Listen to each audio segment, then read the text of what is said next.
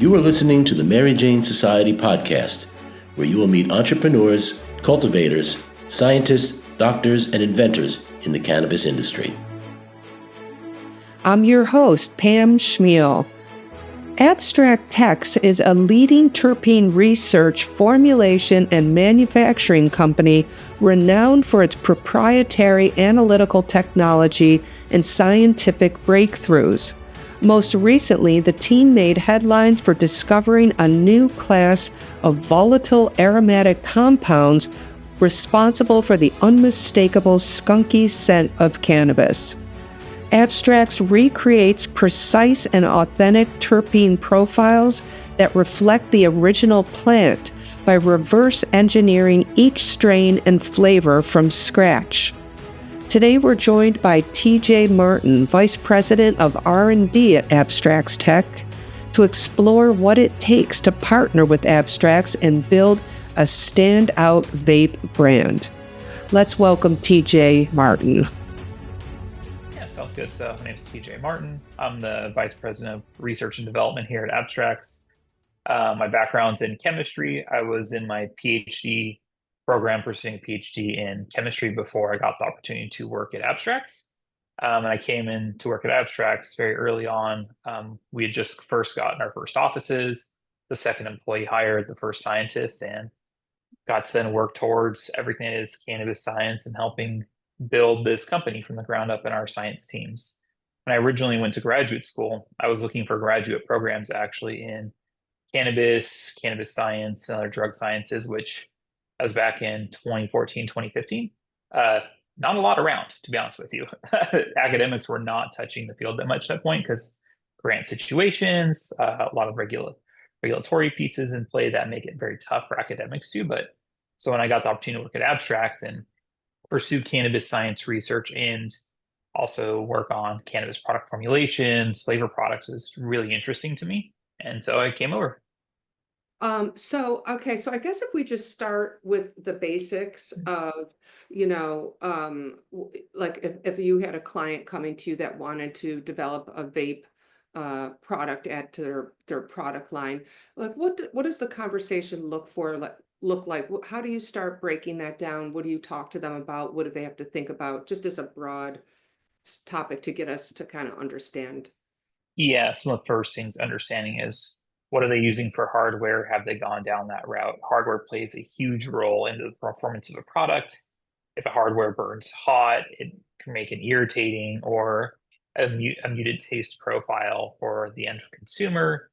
So that's a understanding one. Have they already figured out that partner? Are they already started working down that route? Have they thought about that yet?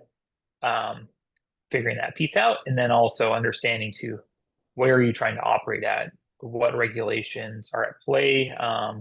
So we know what we can or cannot even go after, right? And then lastly, what consumers are you targeting? Who is your brand appealing towards? Are you appealing towards new entry consumers, like maybe some folks in their 40s or 50s who are cannabis curious but have never tried the product?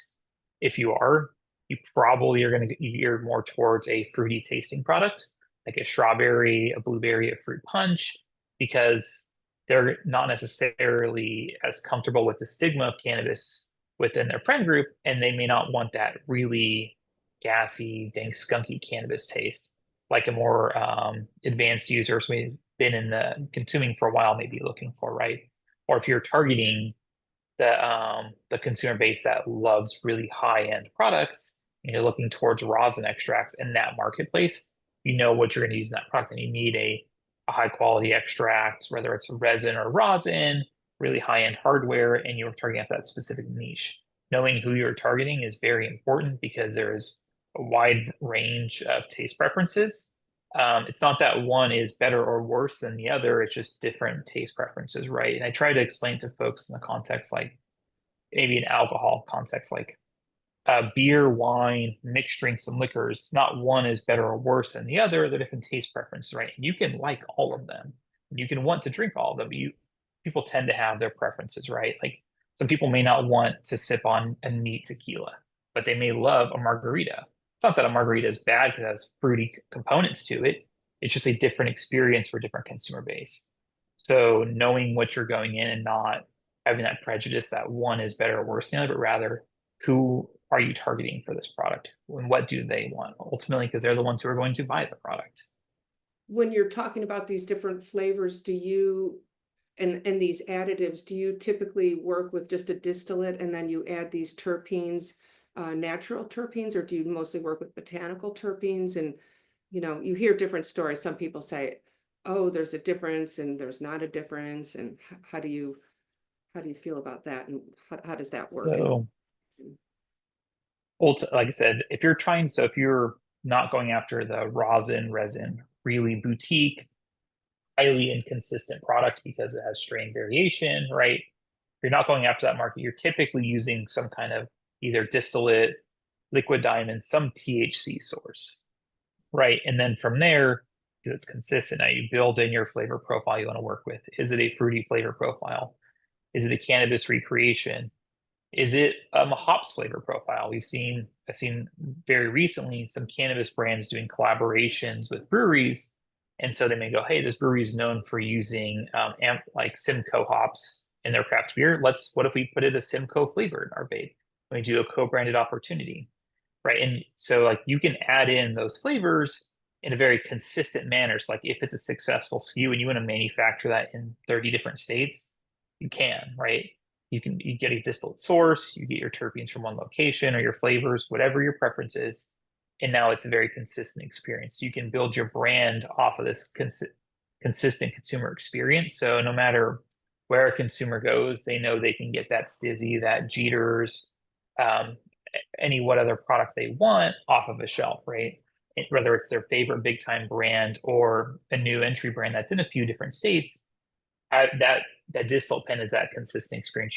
Time and time it'll taste the same as it's been there, right?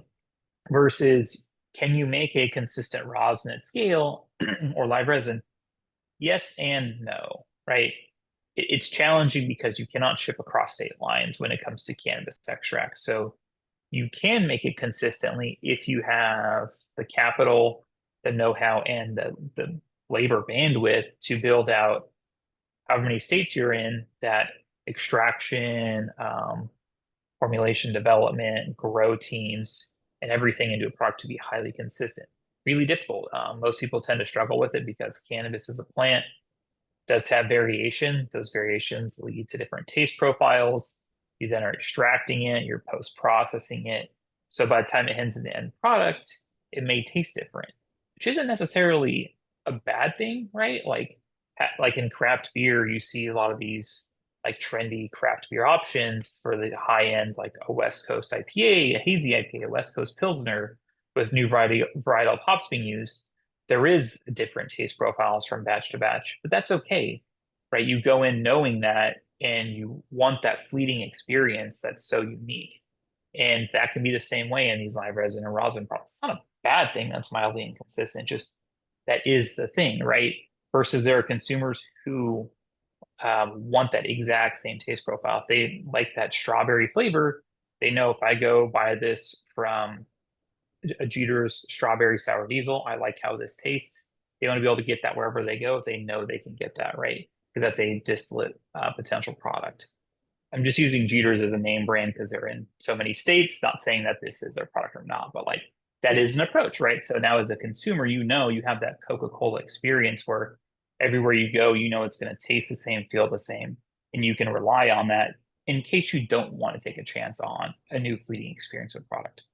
And that's why I say it's so important to know who you're targeting, because everybody has different preferences and different consumption styles. The plant is rebuilt, reconstructed for consistency across state line and to be big national or a global brand. If you talk to anyone that's a big brand outside the industry, that's what they're going to say. I would assume that's the way to go, but I don't know. You have to wonder, like, our industry is so different. Like, there's a lot of connoisseurs out there and people who love, like you're saying, maybe the fleeting moment, maybe the sour diesel is grown in New York and it's going to same seed is grown in California, going to be slightly different, blah, blah, blah. So you might have that cool experience of like, well, it's the same strain, but I'm going to get a little different because it's grown out in California or something like that. So I guess I do see that. And then I was actually reading a post today on LinkedIn where somebody was talking about brands are adding THCA to the distillate to increase the THC level in vape, in distillates and things like that, and it's being used in vapes. I wouldn't say I mean, me personally, I think looking after potency as a number on inhalable products, Yeah. not ingestibles. Ingestibles super important, but inhalables gets kind of hand wavy because I don't necessarily think that if it's 90, 92, 95, 80%, it's going to have a material difference to the end user experience but if you have like an absence thereof of flavor, or you have an absence thereof of other minor cannabinoids, that may impact the overall experience for that consumer, right? You're pulling out this entourage effect and leading just on THCA or THC, and then you add THCA to it. I mean, it doesn't hurt. It's not going to do anything bad to the product, at least nothing that's been shown. But I don't necessarily know if it's doing anything beneficial either, right? And in fact, it probably makes it more challenging to formulate with because THCA is a solid at room temperature. So you're going to have to get it dissolved into some matrix, dissolve it into THC. You have the potential for it to crash out in the final end hardware. So this is where having the right hardware performance is key. It's going to impact your viscosity. Also super key. You can talk to the active guys about that. They know all about because that your aperture size then plays a point, right? If you're adding in a bunch of THCA, and you can even get into adding rosin or have HTE to a distillate product. Like you have all these tools at your disposal. That's why I try to refrain from saying one is better or worse than another. They're just different options, right? Like I've seen people be very clever and add in to their distillate product, add some HTE, some high terpene extract. For those not necessarily familiar, when you're using butane hydrocarbon to extract cannabis, you can separate out a very high aromatic fraction, has a lot of terpene content called HTE or high terpene extract. Still is about 60, 70% THC, THCA by weight, but has about probably around 20%, 10 to 20% terpenes and volatiles by weight. So you can add that to distillate and your flavor to get a more nuanced experience. And those who are clever and have access to consistent resources can kind of refer to it as like that cocktail experience where you can take, in this case, say cannabis, your HTE is your spirit, your tequila, and your terpene, your flavorings are your lemon juice, your lime juice, your pineapple juice. And you can make a margarita with both in the middle. You can have fun with that if you have access and you have the right equipment to do so. And so it's always not one is better or worse than the other. It's just tools and options for the formulator to be clever with what they want to do. Right. So I'm in New York State, and I've seen in the tri-state area an increase in consumer preferences to the live resin products in vapes and edibles, of course. Do you work with rosin and resin products? Because is there any reason to add other things in, and how do you feel about that? So, I mean, you can do it like what I said previously by mixing it together. You can use it as a tool. This is a You can also use it as the whole product itself. You can post process it fairly heavily in the case of most because you don't want crashing out, and clogging can become a pretty serious issue. You can create a product that's full HTE, full rosin. Does tend to be pretty expensive. It's a higher price point product. It does have those inconsistencies, which again, it's not a good nor bad thing. It just is an aspect of that product. And there's a consumer base who, if they want that, it's there, right? But it is something people do go towards as that higher end product. There's a lot more this artisanal craft. Anybody who's seen how you make first bubble hash and then rosin understands and appreciates how much art and craft and labor, basically labor of love, that kind of product is, which is why it's so expensive. It's not easy to make nor quick or anything like that. But again, it's different. I enjoy those products. I enjoy live resin, flavored products. They're all different products with different ways to consume cannabis. And as far as us, Obviously, we've researched rosin, live resin, flower in the past. We've had publications on this, both with various different brands and academics on understanding more of the chemistry behind these things. And we've used those understandings to empower to make better terpene flavor products that can, in the case where we want to make a consistent cannabis flavor, like say in Shervinsky's case, want to recreate the Baccio Gelato essence, working with him by researching and understanding it, we can now make a consistent flavor experience that's a representation of the Baccio Gelato he grew. So that way, if you want to make that consistent pen across states or even across nations now, like I was just at ICBC Berlin and they're importing cannabis products, mostly flower at this point, but from places like Canada, right? And so global brands are now becoming a possibility in the near future. And so if you want that consistent experience, that's one of the routes you can go about it. And one last thing I'll leave you on these rosin vapes that challenge you to talk to active people about this as well. I think it's something brands are having to address. I think it's kind of tough, but needs to be talked about is that rosin is a great product, but rosin also has, because it's a full plant extract, it's minimally processed. It's just what's in the plant comes out when you uh, wash it and then press it. It may have some lipids, fats, or waxes in there. Is that clogging inside your hardware, burning and causing potential off flavor notes to come through? Right? There's a lot of hardware design that goes into a rosin product because it is such a challenging material to work with at like a product formulation standpoint. Right, right. That's I've been reading a lot about that, the technology and the complications, and I've been even talking to some brands, and they said that they've been solving that problem, a little bit of clogging and all that kind of stuff, by doing like half-gram vapes instead of one or two, so that Mhm. so that's something I think I've actually heard a bunch of people doing right now, just to get around that a little bit.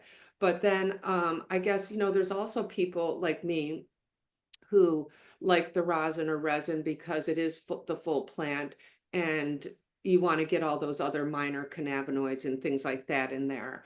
But, and I feel like that could be great for vaping too, instead of edibles where it has to go through your digestive system and you might lose a bunch of the cannabinoids.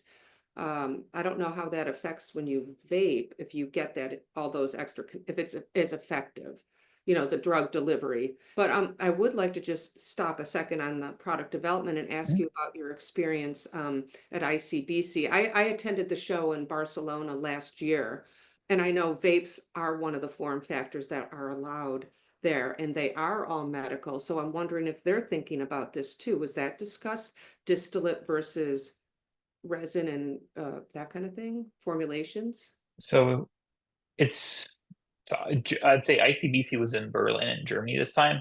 Germany is different from Spain in this sense that it has to be medically approved. So there's no, outside of Storz and Bickel's vaporizers for flower products, there's no medically approved device within Berlin for vape products. It doesn't mean some aren't on the way or nearly there. I don't own a hardware company, so I don't know what they're doing. I imagine they are, but it all goes to the pharmacist. It's very highly medical there at this point. Not an EU politics expert, but the lovely folks in Berlin, Germany, told me it's not that simple like the US to go recreational state by state as is here. Would it be there? It'd be more difficult, but it is medical. And right now, what I thought was really interesting, gives me a lot of hope for that market, is that the folks who did have cannabis products, there was no conversation on, and there was no big things on label of THC. Oh, this is the highest THC percentage. It was always about, hey, smell this. How does this smell? How does this taste? This came from X country or X region. It was this strain. It was very much on all other aspects of the plant, not on the potency percentage, which I thought was a really nice thing to see. I think we in the States oftentimes get so hyper focused on this THC percentage number that we then forget all other aspects of the plant. And then a couple years later go, man, why does everything taste the same and it's not as good as it used to be? And go, well, because we spent 2 years focusing on, does this have 35% THC, which whether that number is legit or not, it's a whole nother conversation to unpack. Don't have to go there, but like the point of focusing on this percentage misses so much about what is and is not in that plant, right? And I love seeing that in Berlin where they focus on everything else and it just made me so much more hopeful. Like they're going about this the right way, at least as a consumer base. I think so too. Yeah, I love their approach and going through the pharmacies and, they already have the infrastructure. They're going through the pharmacies, and as far as Abstrax Tech, what was your purpose for going there? Was it just to kind of go and see what's going on, or are you guys thinking, what are you thinking about entering the global market over there? So we already ship our terpene and flavor products worldwide to a variety of cannabis, hemp, or even brewing and beverage products. So we're in IECVC Berlin to see what's the market like, what can we learn about it. Um, do our products fit in this market? Are they legal in this market, right? Like every country has different rules that you need to abide by. So want to understand what it's like out there, what the consumers advanced or not there as far as like what kind of products they're looking for. Are they only want flower? And just understanding what they're like and how we can best help to support this market. Right. Yeah, it's interesting. Okay, so coming back to product development, what are there some common mistakes that you see people making, trying to create a vape brand that you just would give some advice about what to look out for? I know we've talked about some important things, and I know hardware is also a very huge part of this whole thing. Without mentioning you already mentioned hardware, that's obvious, right? Like, don't cheap out on hardware. Because if you get a crappy piece of hardware, you may save a few cents or a few dollars, but you won't win those customers back because that first third or quarter, maybe half of a cart may taste good, but that last half won't. And that's what they're going to remember when they go to rebuy. And if they remember, man, this tasted like crap when they go to rebuy, you can bet they're not going to rebuy your brand. And that hardware, like having that hardware can torch a great flavor. You can spend hours making and days making the best rosin. Put it in sub hardware, it'll burn it, right? But one of the other than that, the big challenges, missteps that people make is who are you making the product for? Are you making the product for what you want people to want? Or are you making it for what the consumer you're targeting actually wants? And I see people tend to be like, well, I think this is best. And maybe that is best for you, but like the people you're targeting with your brand, with how you're approaching your whole brand and product portfolio, are those people wanting the same thing, right? Are you giving them what they want? If you're targeting a soccer mom audience, a business professional who's cannabis curious, never consumed the product, and you're trying to sell them a rosin, they may not want that because they maybe have a stigma with that and they may be scared of that product, right? And vice versa. If you're targeting somebody who's looking for a rosin product and your branding is set up to target that person and you go and offer them a pure strawberry flavor, it may not work out so well. I mean, they may enjoy it, but that may not be the best target, right? So having a clear focus with your brand, who you're targeting, what they want, and then creating the best experience for that target market is super important. And there's some people who do that really well, and there's others who do struggle with that because it's tough to accept that. Like, there's college kids, like people in their mid 20s who want spray packs. They want to add flavor to flower. You may not really like that, right? It might be something you buy. I may not even buy it, but it's undeniable that these people in their 20s, kids or people in their 20s are buying these products in mass, right? And so something to be said about that. Like, you don't have to agree with it, but they're buying it. And either it's your brand who's producing it, selling it to them, or someone else's. Again, that's why I had a lot of self-reflection the past few years. Like, there's no such thing as really, as long as it's not dangerous, right? That's a totally different conversation. As long as they're acceptable for their intended use, safe products, it's not that the different flavors, different styles are good or bad. They're just different. Yeah, no, well, this is actually a great segue actually into sensory science, which I feel like is probably not, utilized in R&D and things like that. And you just don't hear a lot of people talking about it. And I guess that's a way to really start kind of zoning in, obviously market research and things like that. Do you work with clients doing sensory science when you're working on developing a formulation for someone? Typically, so I mean, first we've developed tools to help solve our sensory problems. We developed a piece of software called Sensei. It's a software tool that allows us to both train sensory panelists on what the different flavor and aroma notes are. We worked with Dr. Avery Gilbert on this, as you know very well, and he helped us build this tool. So when we're rolling it out, we can not only teach people how to do sensory, but start generating, aggregating sensory data to understand, is this a product that the consumers like or dislike? What are they associating with the flavor, right? What are these certain specific notes that they can dial up on the software and say, hey, it's cherry, berry, and gassy, and what levels, and say those out. And so as a product developer, we can see on our end, oh, hey, we're seeing this is performing really well.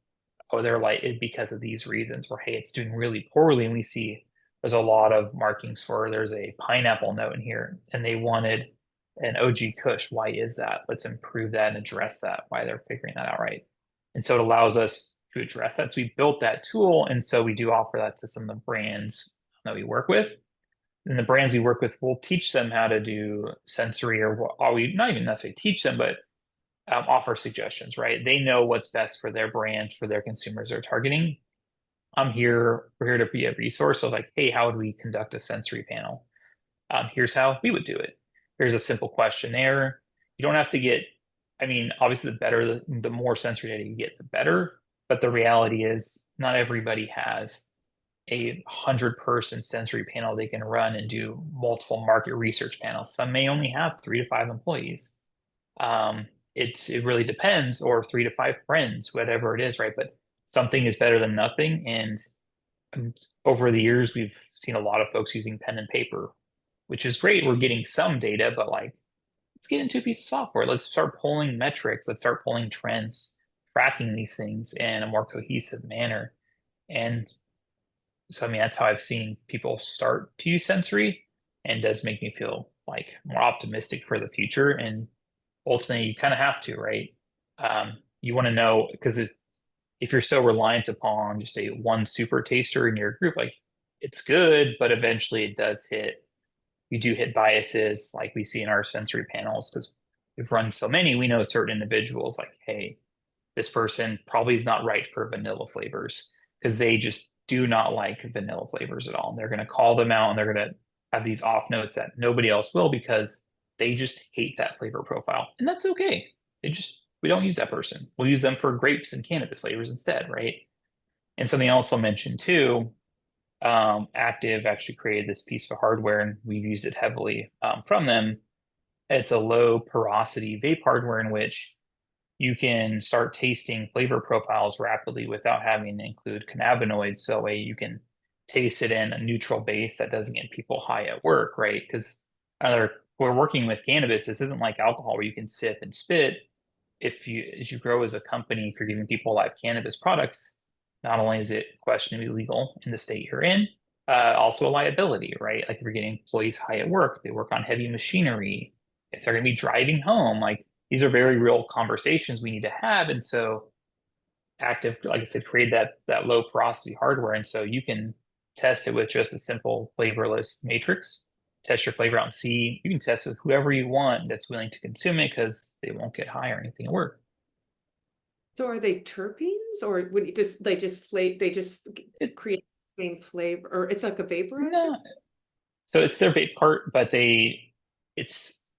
Randy, be able to answer this a lot more eloquently than I, but it's called low porosity. So something with their ceramic core, the pore size is less of them, or they're smaller. So you can use a thinner base like propylene glycol, which has been reviewed by FDA for inhalation as being safe. It's in inhalers. Like propylene glycol is actually quite safe for inhalation for what we're doing for the most part here. And so it allows you to then add your flavor, your terpene base, whatever it is, taste it and see, hey, am I going in the right direction with this flavor profile? Obviously, if you're dealing with live resin, With rosin, can't really do that because it's THC is interconnected with that matrix. You can't just remove it and do the taste profile, right? But in the context like creating a consistent experience with flavors and terpenes than you can with this other device alternative. So, yeah, the whole sensory thing just kind of intrigues me because I feel like it is hard for all the reasons you're talking about, and there's so many so many aroma profiles and things. So, have you, I guess, officially, or has anyone out there creating an aroma lexicon that we can set an industry standard? I know I've heard of some people doing it, but where do we stand with like an aroma lexicon that people can keep building on and, like you said, get some data points in there and things like that? So Um, in our Sensei software, we did build out a lexicon to make it easier for folks to do sensory in a standardized way and tried to put in as many relevant terms to capture as much of the spectrum as possible without it being so overwhelming. Something we found internally is that sensory wheels look great and scientifically have a lot of value, but in practice, trying to do it in a sensory panel can be quite tough and distracting. It'd be pretty overwhelming when you have 100 terms with multiple different layers, like the wine wheel. Like it's a great tool, but implementing it into a sensory panel can be quite tough, especially as you're doing bigger and bigger sensory panels and consumer panels, right? So we worked with Avery to build this tool to make sensory more acceptable and adoptable to the masses. Um, and there's been, as far as like a more comprehensive sensory wheel, we've obviously done some of our own in our publications, talked about different sensory notes. I know Cambia Analytica folks had a nice white paper on um, their sensory spectrum. There's a few out there that people have been doing a good job. It's just cannabis is such a living thing. It's very yeah. dynamic. Every year we see new cultivars come out that you've never seen before that have a new flavor. And I go, wow, that never existed before. And so it is very much a living thing you're trying to adapt towards because if we looked at what the sensory wheel would have been in 2002, it wouldn't have been what it is today. You wouldn't have had gelato or zittles, right? You wouldn't have the runts or any of the even more advanced new things. You wouldn't have a lot of the tropical ones like Tangy, even. So it just continues to evolve so much. So it's always going to be this ever evolving thing because give the breeders in this industry a lot of credit. They're putting in a lot of work to find what's new out there, what's different, and really push it to the limits. Yeah. And so, am I right that you said that you're also collecting the data on these sensory panels and putting that into your software? So is that building out like Mhm. people? Yeah. Oh, wow. That's going to be great. That'll be. Yeah, as we like as we found is that as we continued to grow and we were working with brands trying to do rapid product development, we needed a tool to gather and organize sensory data in a standardized manner. It helps eliminate biases or even find those biases so you can say, okay, cool. This person not do vanilla, this person shouldn't do grape. Like I'm not a great person to pick for grape flavors. Not the guy. I can do all kinds of flavors when it comes to like purple grape. They're nice products, but they're just not my taste profile.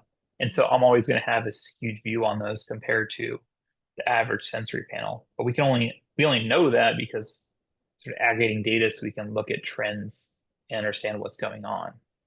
So that also leads me to uh, blending and, like how do you, or giving us the option to blend more and have more exotic flavors or unique flavors to stand out a little bit more. Is that something that people are really doing, trying to create a more premium product or unique to, because listen, there's a thought, so many vape brands out there. Every every company brand has a vape brand in their line, right? So there's so many.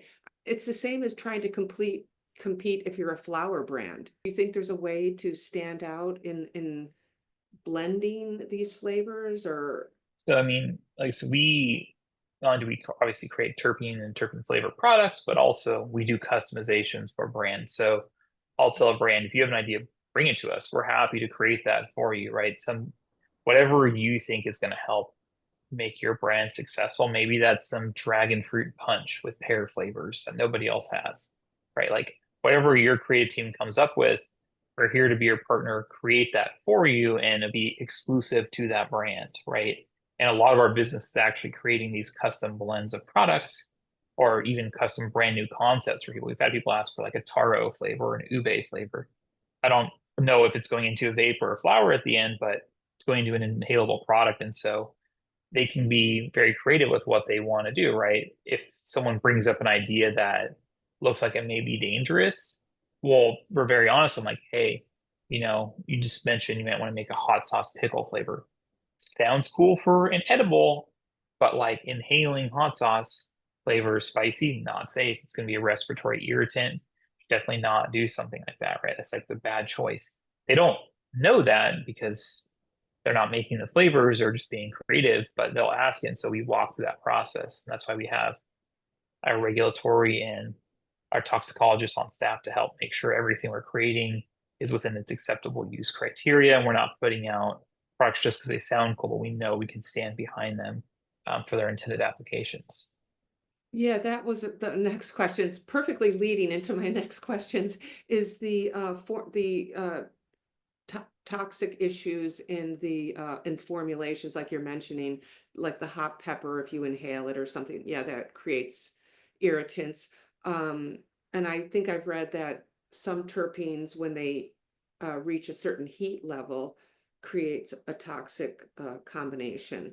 So I guess basically, I didn't realize that it could cause stuff like that. It just seems like they're so, you know, so safe, like terpenes. I mean, who would think that these kind of things would cause problems? I think it's important to point out to people, why you need to have a toxicologist approved, vape formulation, or companies, like yourself, doing these kind of And things. I should add too, a lot of times when we see these like bad examples of somebody wanting to create that maybe even think making something more dangerous, or you see a dangerous product on market and it gets sensationalized in the news, a lot of times they're coming from the illicit market because these are brands, quote unquote, right? A lot of them may not even have brands because they can start a new one overnight. Um, they don't have to worry about if it's safe or not. And oftentimes that's not their first thought. They're worried about cost, rapid production, and just selling it, right? And but the brands that are on market that are licensed in these licensed states are very concerned about the safety, if they're doing the right thing. They're typically not taking these risky moves because they have their brand. They want their brand to have high integrity. They don't want to lose. That's super valuable to them, right? And so I think it is important to know that and acknowledge there is still an illicit market out there that doesn't care. And by putting much of the burden on the legal brands for things they didn't honestly do, it was the illicit market only empowers the illicit market doing dangerous things to continue doing it at a larger level, right? Um, that's just once I want to mention that, but going back to your point on like toxicology, it is important to be very cognizant of what you put in your product, be very mindful. There's published lists out there by the FDA on what not to include in inhalable products, called their HPHC list. And so having a toxicologist also on staff and being mindful what hardware you choose, right? What are you putting in your product is very important. So you're not adding things that are potentially dangerous or have undue consequences, but also secondarily, you're not using hardware that has a bunch of chromium and lead in it, right? Like that's probably a problem. You don't want to inhale chromium and lead. But if you make smart hardware decisions and choose a reputable vendor who has done the science, puts work in their product, is it going to cost more for the device? Yes. Is it going to have less problems? Also, yes. You paid for that, right? And so those are things to consider. You mentioned also that terpenes are like decomposing, right? You're probably referring to Dr. Robert Strongin's paper out of Portland. Great paper. Love the work they're doing. We'll mention that that's looking at a very hot scenario, looking at a very hot dab rig where they added pure terpenes to. That's yes, there's going to be some chemical reactivity when you're operating at hundreds of degrees C and all you have is terpenes in there, right? I wouldn't say that's the same as a vape device where you're heating it for short periods of time. It's not as hot, and you have a cannabinoid with the terpenes in a mixture. These are different systems. I guess it basically boils down to having some sort of a toxicologist oversee, approve your formulation is key. First and foremost is being the first thing, one, just operating and using quality hardware vendors, quality oil vendors, quality terpene flavor vendors, right? Like using vendors' inputs for your material that are of respectable brands and quality and not just getting the cheapest option, right? That's one issue to get past. Second, downline is, yeah, definitely if you can afford that, using a toxicologist or working with a brand who has a toxicologist to ensure what you're creating is not high risk. And so, and also reading literature, educating yourself on what's out there, right? Like there's been studies on various like dose rates in cannabis products. PAX put out a paper looking at consumption patterns a few years ago, and so there's ASTM, what's it called, not certification, but like standards that have been put out that you can reference as a brand when considering to build your product to see are you managing risk with your products, right? So you're not doing anything inherently risky or making bad decisions.